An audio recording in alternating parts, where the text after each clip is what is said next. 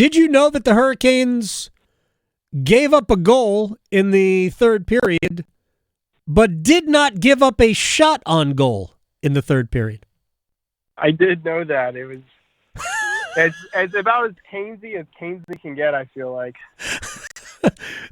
The goal was awarded. It was not an actual shot.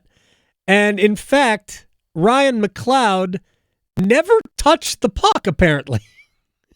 No. But he gets the goal, and I think he got the goal.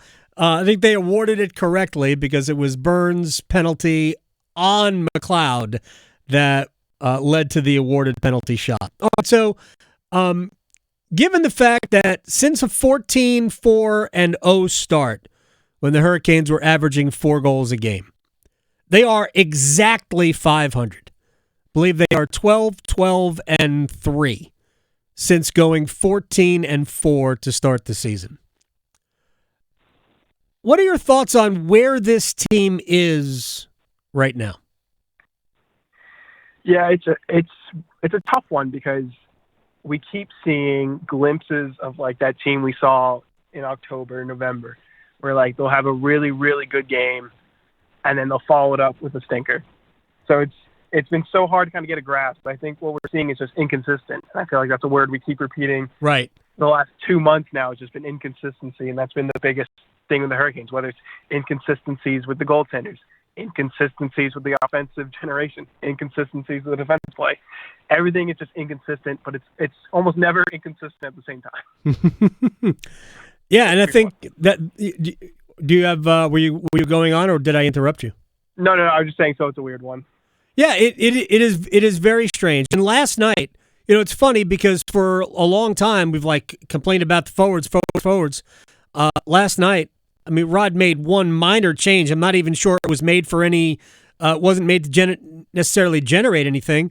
Where he flipped Eric Robinson and Juha Jaska as the left wings on the Kochetkov and Drury lines. It was the only change he made to the forward groups. And that was, those are groups that basically weren't generating anything. But he was more upset about the defense. And for the first time in a healthy situation, Orlov and Chatfield weren't playing together in like a year and a half since the Tony DeAngelo experience ended. Orlov and Chatfield had been a thing for now, I think, well over 100 games. And they were not together in the third period last night for the first time. But the defense was bad last night. The actual defenders, not team defense, although that wasn't good either. But that was a collective failure on the blue line, on the first goal, on the second goal, on the third. I mean, it was all bad. Uncharacteristically, like the turnovers and just kind of the puck play, the decision making was just kind of you look at it. Well, what are you doing here? This looks. It's almost amateur hour, almost Bush League, the kind of decision-making they were doing. Very uncharacteristic. I think you and I have talked about this before, and I know we have conversations, and a lot of times Corey Lavalette is there dominating conversation. But the beginning of the season, they were having a lot of the same goaltending issues that they've had really all season, except they were outscoring the problems. They were scoring 4 goals a game. So you could hide a bad goal here and there because you were outscoring it.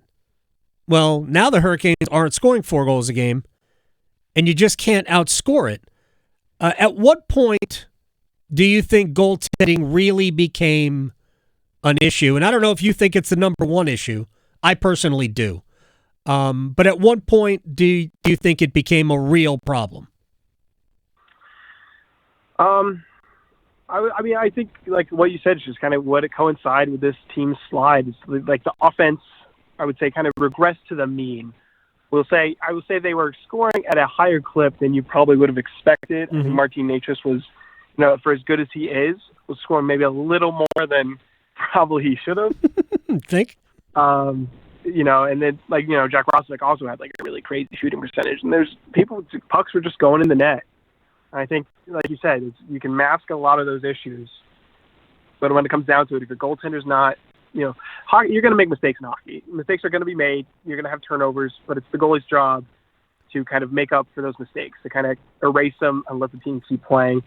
and we're just not seeing the goalies kind of rise into the occasion as of late. And I think to that Anaheim game, both Cutter Gauthier goals were not good goals against Kochetkov.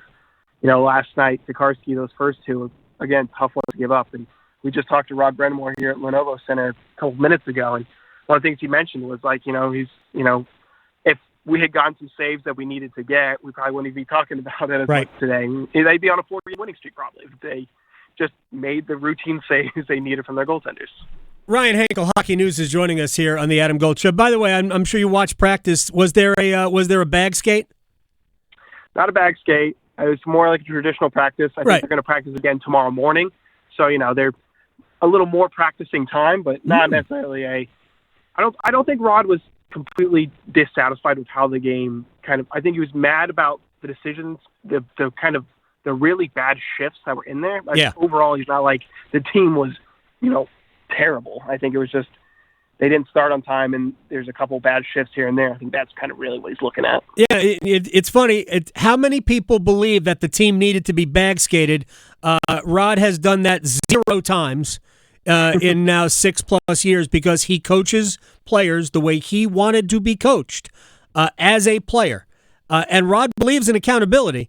And I keep saying, well, guys need to lose ice time. To who? To who are they? There's already some call-ups here in the lineup. Right, exactly. To who? All right, here's what's interesting. I want to talk about Pyotr Kochetkov here with Ryan Henkel of Hockey News for a second, because I think this we could have this conversation for a long time about what Kochetkov is, what he could be, and what sometimes he is in a bad way, because he is all over the map. So at 5-on-5, I'm using numbers here from Natural Stat Trick. At 5-on-5, according to goals saved above average, he is the 48th best goaltender in the league for goalies who have started at least a dozen games. 48th best. That's terrible. Except he's a top 10 goalie on the penalty kill, and he is a top 4 goalie in high danger chances against. I can't wrap my mind around that. How can you be so good in those situations and be so average to bad in the others? He's just such an aggressive goaltender, and he's really good at reading plays. The way you can kind of see him explode out, the games we've seen, I think that New York Islanders game where he had the shutout, really, really good on those 2-on-1s, those high danger chances. Same thing against that game in Pittsburgh. We keep seeing these games. He has the ability, he has the talent. It's just, again, those tough backbreaker goals, like the ones against Anaheim. It's so bizarre because, like you said, he has the talent. He so clearly has the talent to be a top-end goaltender. It's just, for whatever reason, sometimes those high-danger chances, I don't know if he's overlooking them, if he's thinking past it to the next one. Whatever it is, like you said, it's just it keeps hitting him right when it really doesn't need to be hitting him. Yeah, and Rod's right. And this is the first year. I honestly believe this. And you can disagree. Please feel free to disagree. In the 6 years that Rod has been the head coach, even when they have not gotten great goaltending, he hasn't really mentioned it. But this year, more than any other year, he has said, yeah, he wants to have that one back. He wants another shot at that. That one probably can't go. So last night, I would argue that none of the goals would have been scored against. This is no offense to Dustin Tokarski. Bless his heart. I said this in the podcast last night. He has been awesome. Everything you could have possibly asked from Dustin Tokarski, but he is who he is. He's a 35-year-old goaltender who didn't have a job, until Thanksgiving. He's only brought up because Spencer Martin was playing every day here. They needed another goalie in Chicago. So I don't blame him. He's not supposed to be making all of these saves here. It's amazing they've gotten what they've wanted at him. But Rod has mentioned the goaltending in a negative way, not slamming them, but saying we needed that save, we needed to get this save, that one can't go in, more than he's ever done it. I wonder if he's doing that intentionally.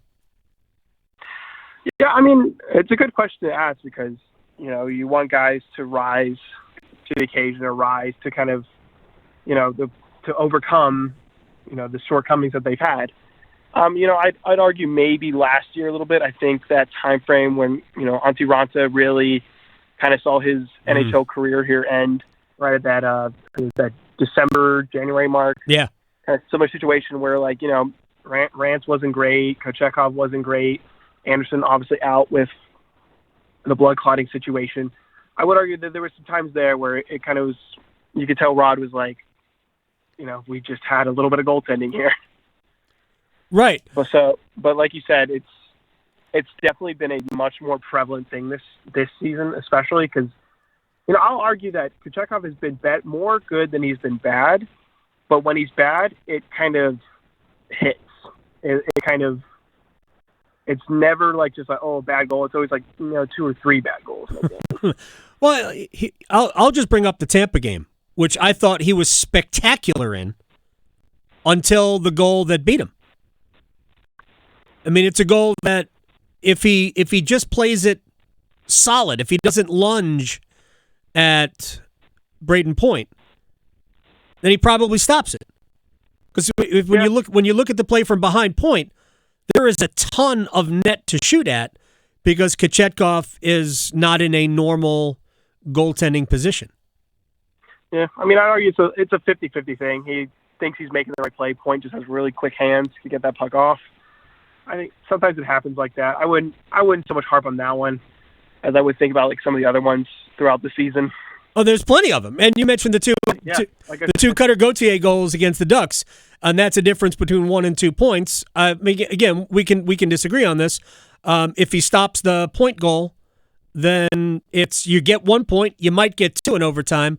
So there's empty points, and Rod is right that if they had just gotten a couple of more saves and won a couple of these games, if they don't give up, they win one of the shootouts or whatever, and the shootout.